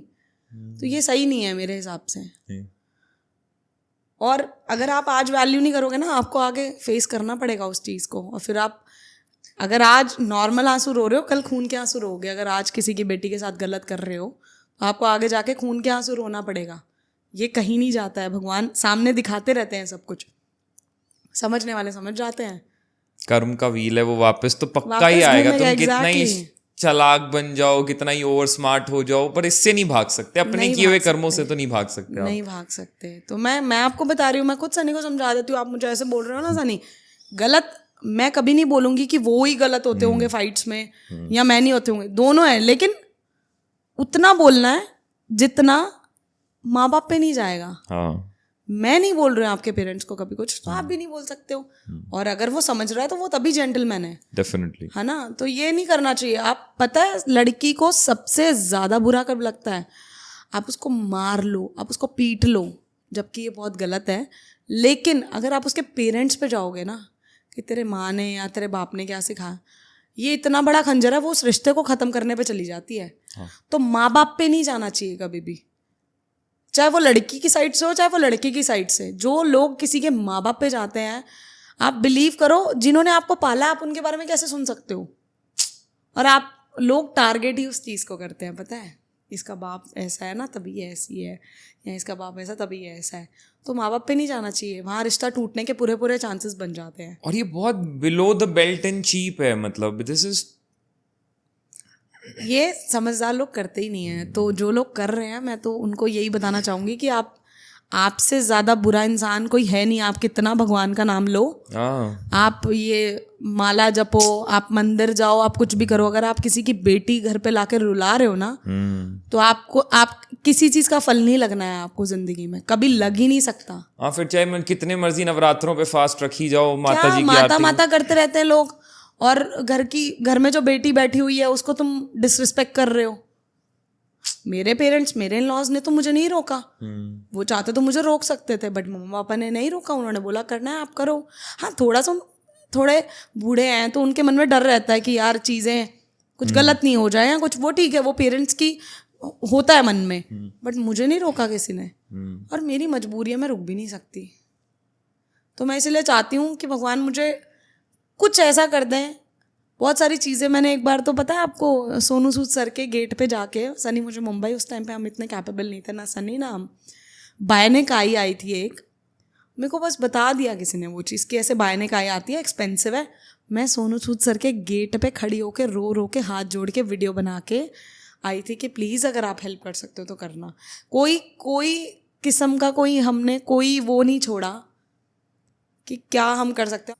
और यही पता है, ये प्यार ना ओवरनाइट नहीं होता, ये एक इंसान को कमाना पड़ता है। हाँ। अक्सर ना पार्टनर सोचते हैं कि यार ये तो अपने पेरेंट्स में ही रहती है, अपने पेरेंट्स में ही रहता है। आपको अपने पार्टनर का प्यार, उसका भरोसा, उसका साथ कमाना पड़ता है विद टाइम की। मेरा हस्बैंड इकलौता है, एक ऐसा हस्बैंड है जिसको आप बोलोगे ना आइज बंद कर ले, तेरी बीवी ने यहाँ ये गलत किया है, मतलब आप समझो कुछ बैड वाला, वो बोलेगा वो ऐसा कर ही नहीं सकती। और आप इतनी बात कर रहे हो, मेरे जितने फ्रेंड्स हैं, जितने लोग मुझसे जैसे आप बात कर रहे हो, जितने लोग आज तक मुझसे मिले हैं, अगर आप किसी को ऐसा बोल दोगे ना कि ये लड़की यहाँ गलत देखी है हमने, वो ये बोलेंगे, भगवान भी नीचे आएंगे और बोलेंगे ना कि ये गलत है, तो हम नहीं मानेंगे किसी भी केस में।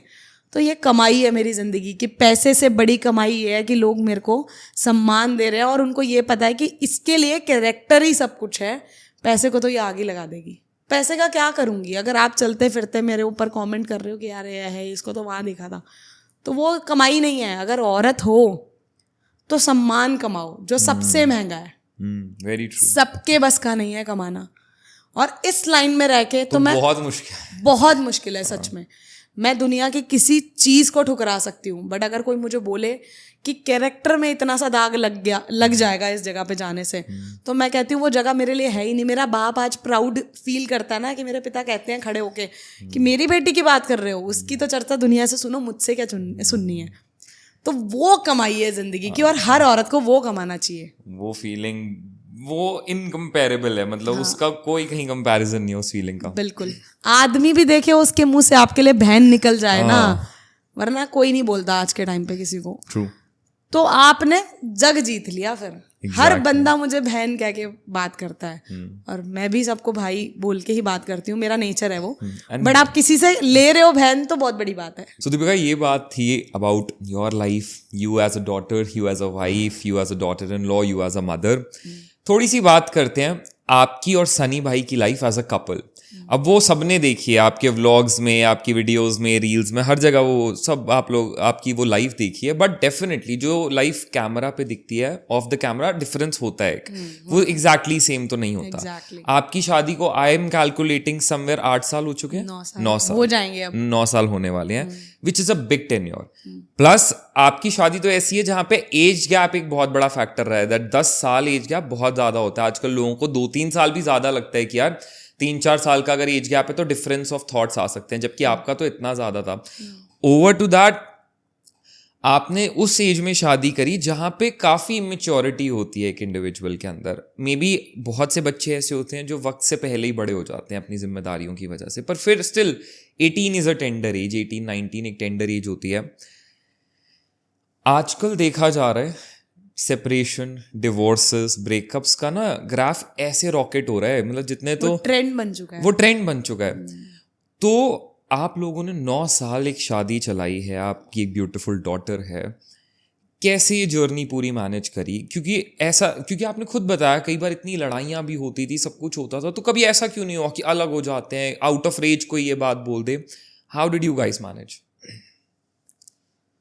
ऐसा है कि अगर आपको तोड़ना है ना तो आपको सिर्फ 2 मिनट लगेंगे। हाँ, जोड़ने में आपको पता नहीं क्या क्या सोचना पड़ेगा। तो मैंने सिर्फ एक बात सोची थी कि मैं ही सही हूँ। ये बात मैंने अपने हस्बैंड को भी नहीं बताई है आज तक कि क्यों मैं लड़ाइयाँ झेल जाती हूँ। लड़ाई इस दुनिया में कोई घर नहीं है जहाँ नहीं होती। मुझे कोई चीज़ बुरी भी लग जाती थी, जैसे मैं बताती हूँ, उनका एज बहुत मैटर करती है, बहुत।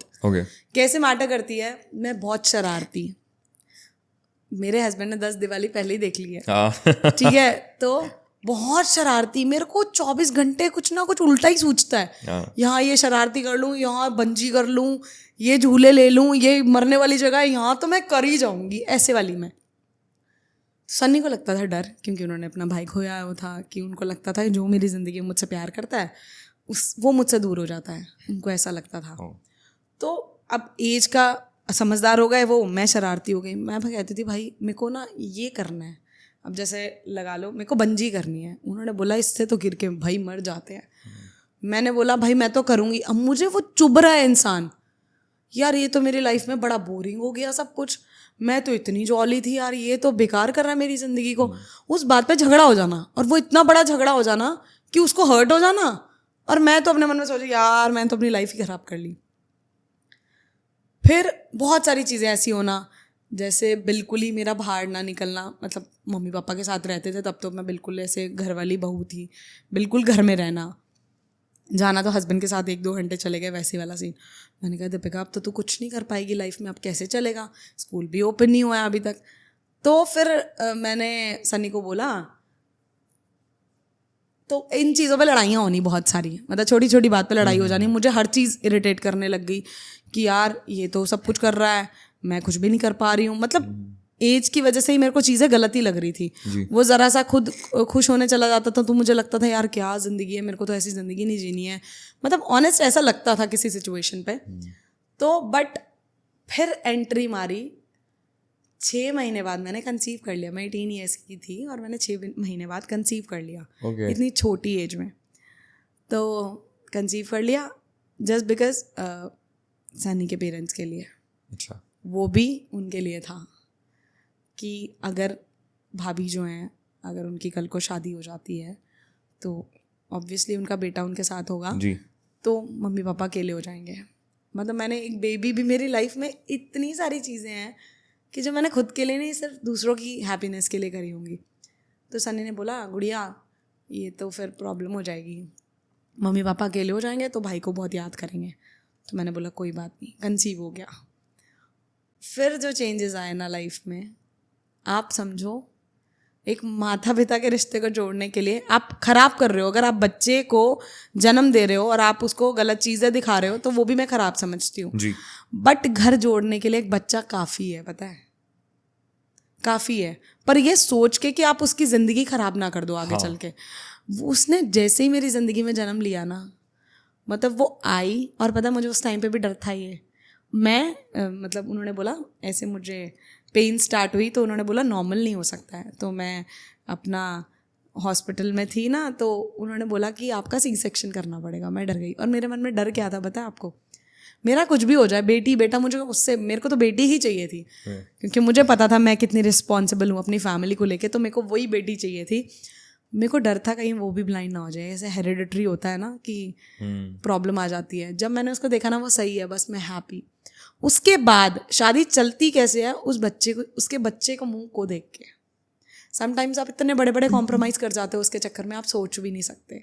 आप रिश्ता तोड़ने से डरने लगते हो। एक अच्छा इंसान, मैं पहले ही बता रही हूँ कि वो इंसान सही होना चाहिए। अगर वो अफेयर, ये वो उल्टे सीधे चक्करों में है तो उसको तो भगवान भी नज़र नहीं आते जी।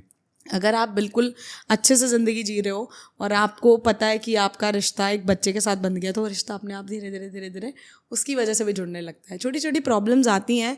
फिर मैंने समझा कि मेरे पापा ने मुझे समझाया। कोई टाइम मेरे पे भी आया था कि मुझे भी ऐसा लगने लगा यार लड़ाई होती है बहुत ज़्यादा, ये तो मुझे समझ ही नहीं पाता है ना। तो मेरे पापा ने मुझे समझाया और मेरी दादी ने मुझे समझाया। वो बड़े घर में मुझसे बात करते थे कि बेटा जो मिल गया है ना उसको सही कर लो, जो मिला है आपको उसको सही करो।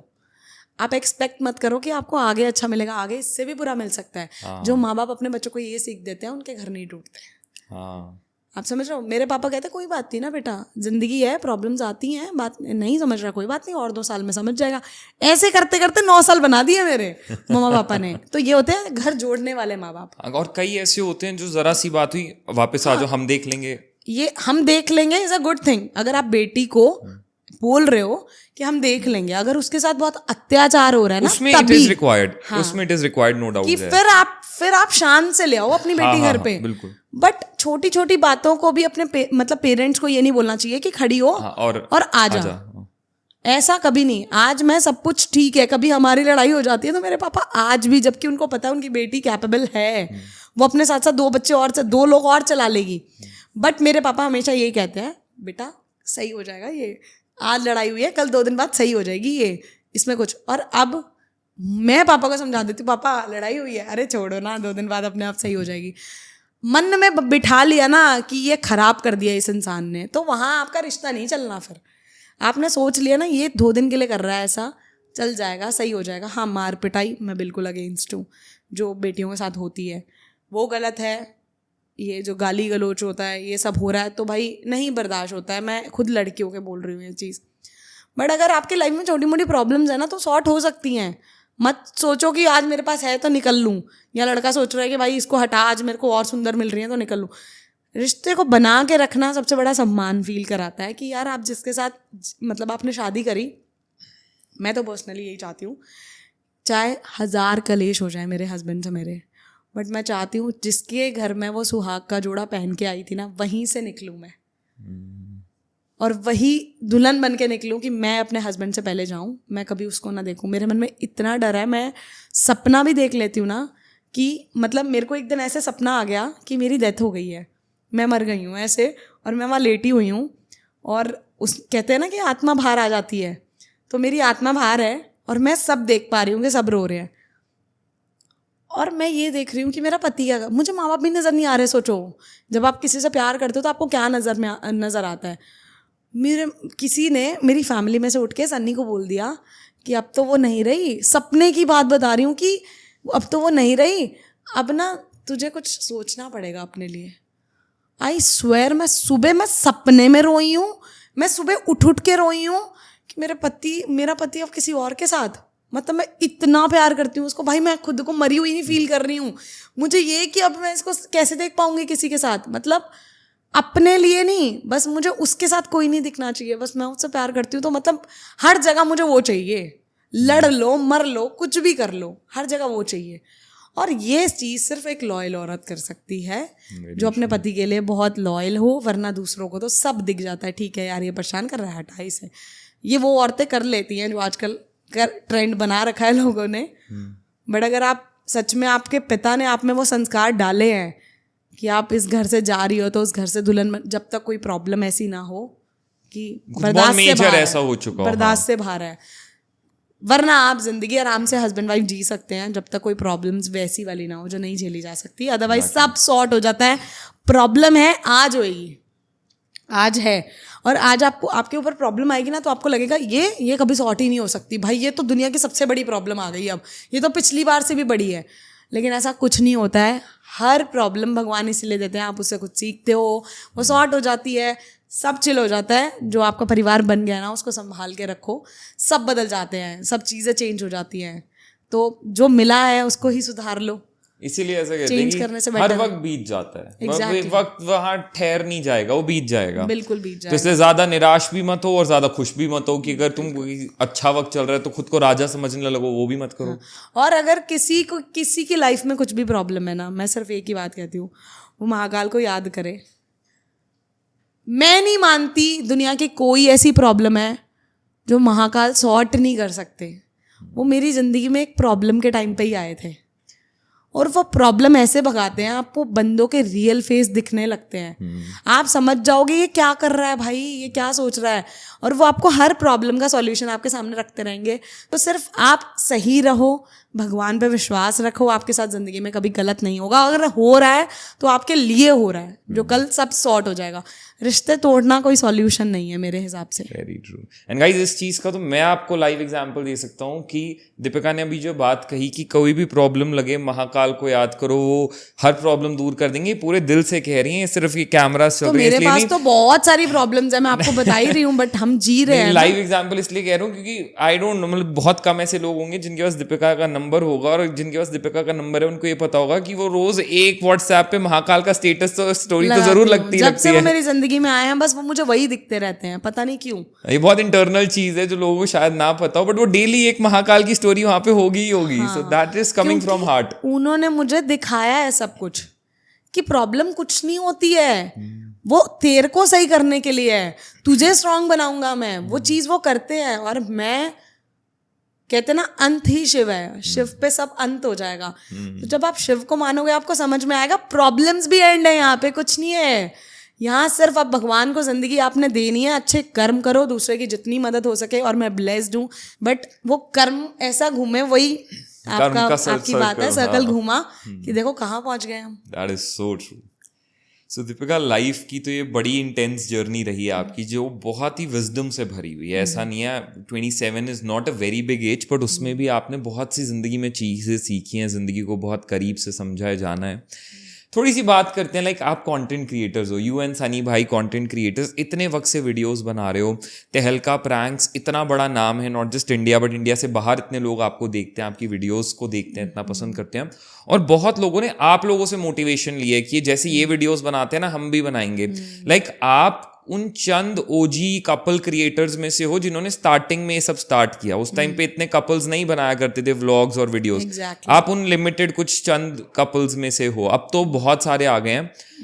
कैसी है कंटेंट क्रिएशन की लाइन? क्योंकि ना लोगों को दूर से दिखता है आप कंटेंट क्रिएटर बनना तो बहुत आसान है, वीडियो बनाई डाल दी, आप इन्फ्लुएंसर बन गए, लोग आपको जानने लगे, पैसा आ गया।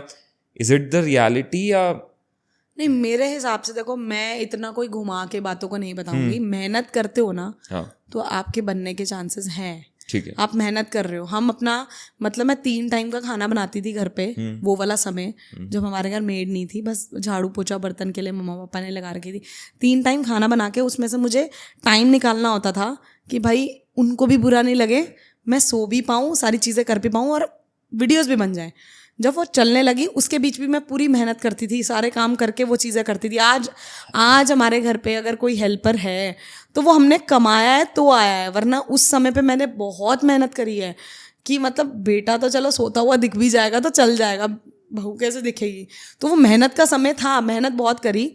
और सच्ची बता रही हूँ, हमने ना कभी कॉपी करने का ट्राई नहीं किया, कॉपी नहीं करने का ट्राई किया। मतलब ठीक है, किसी का कंटेंट देखा ना, उसको अपने तरीके से बना दिया, इंस्पिरेशन हाँ, ले सकते हो आप। वो अब करना स्टार्ट किया हमने कि ठीक है, अगर ऐसा फनी कंटेंट है तो ऐसा कर सकते हैं हम भी, वरना आज तक हम जो कर रहे थे ना, वो सनी मेरी वीडियो, मेरा कैमरा लेके मेरे पास आ जाते थे, मैं वही शरारती, जो मेरे मन में आ रहा मैं बोल दिया, वही वायरल। तो हम ब्लेस्ड, मतलब मेरा पति ब्लेस्ड है कि उसको ऐसा कंटेंट मिला वाइफ के नाम पे कि वो चल गया।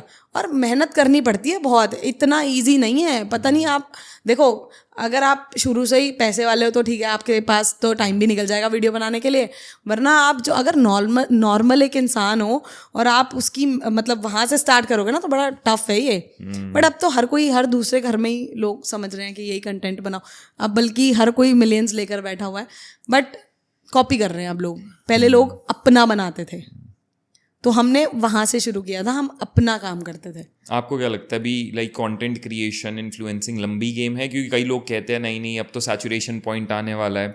मुझे तो ये लगता है हर घर में तो यही सब करने लग गए, तो क्या मतलब बचा कुछ? मुझे समझ ही नहीं आता ऐसे।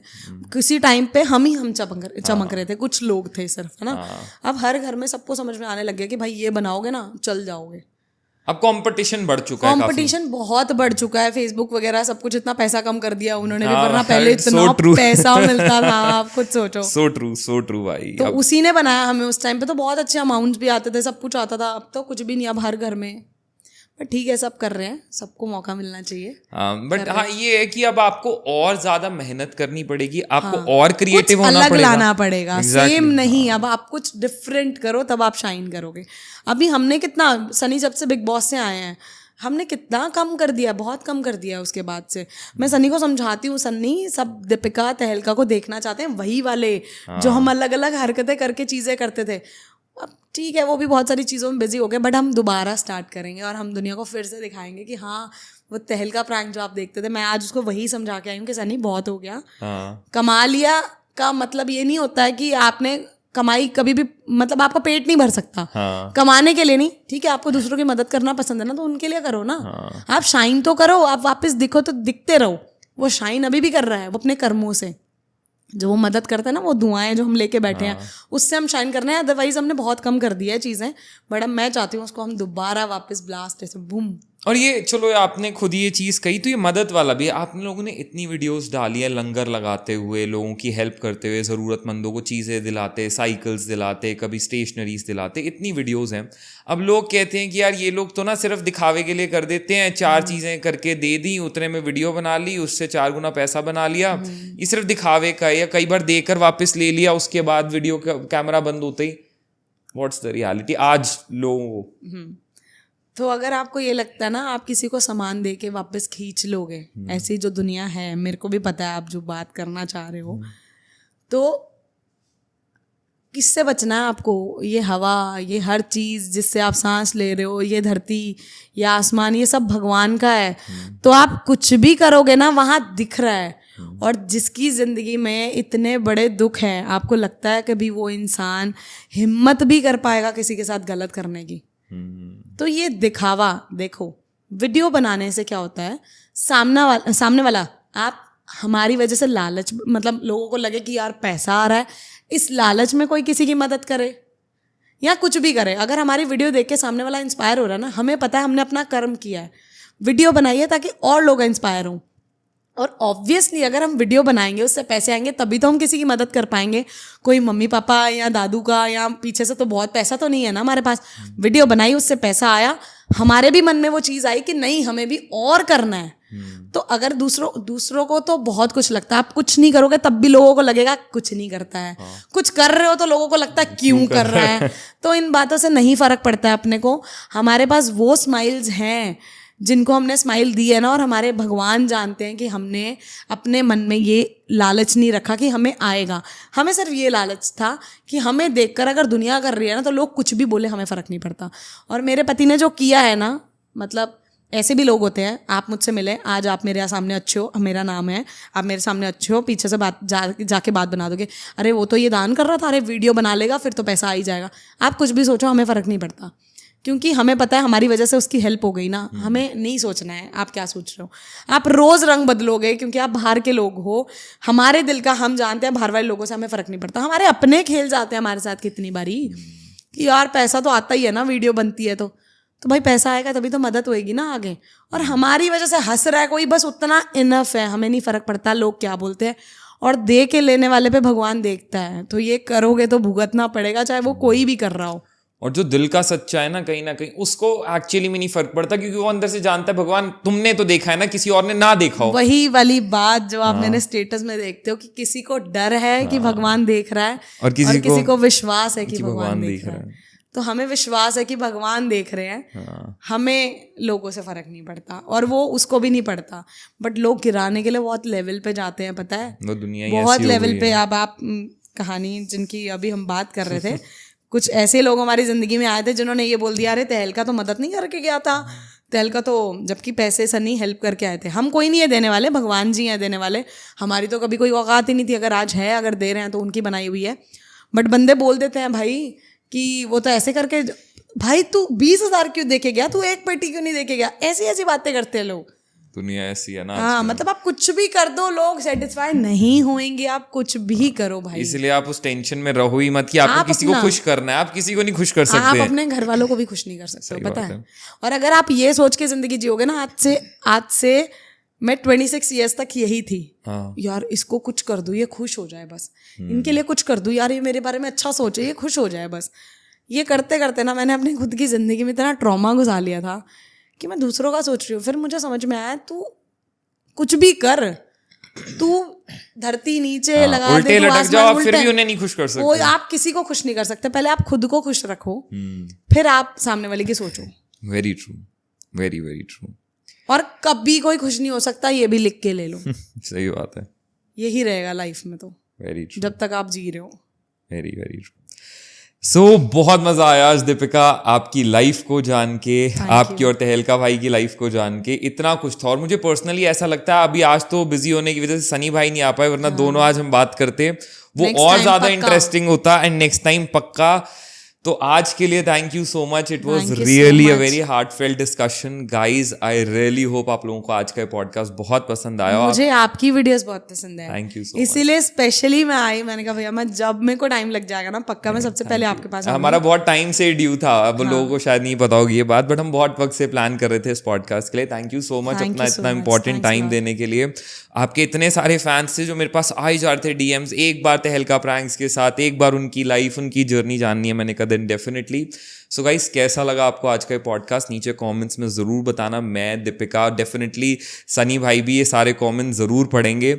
और आगे हमारे नेक्स्ट पॉडकास्ट में आप क्या चाहते हो, किन और टॉपिक्स को हम कवर करें, किन और चीज़ों पे हम बात करें, प्लीज़ वो भी मेंशन ज़रूर करना। जिंदगी बहुत बड़ी है, पॉडकास्ट छोटा सा है। हाँ, जिंदगी बहुत बड़ी है, बहुत सारी चीज़ें हैं जो नहीं बता पाते हैं। 1-1.25 घंटे में जितना कवर कर सके हमने बिल्कुल कोशिश करी है कवर करने की। हार्ट टू हार्ट जितना रॉ था वही था, जो है सो है वही सामने है।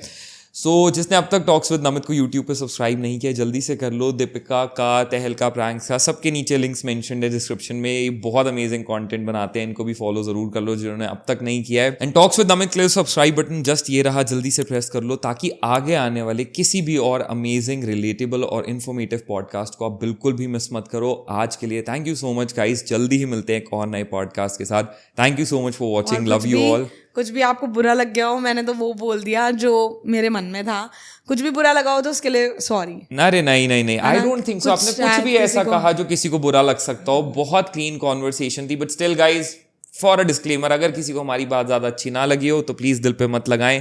ये सिर्फ था अपने हार्ट टू हार्ट एक बात करने के लिए जो जिंदगी के बारे में होती है, राइट? बिल्कुल। So thank you so much once again. Thank you Deepika, thank you all for watching. जल्दी मिलते हैं एक और नए पॉडकास्ट के साथ, तब तक thank you so much for watching, love you all, take care, bye bye.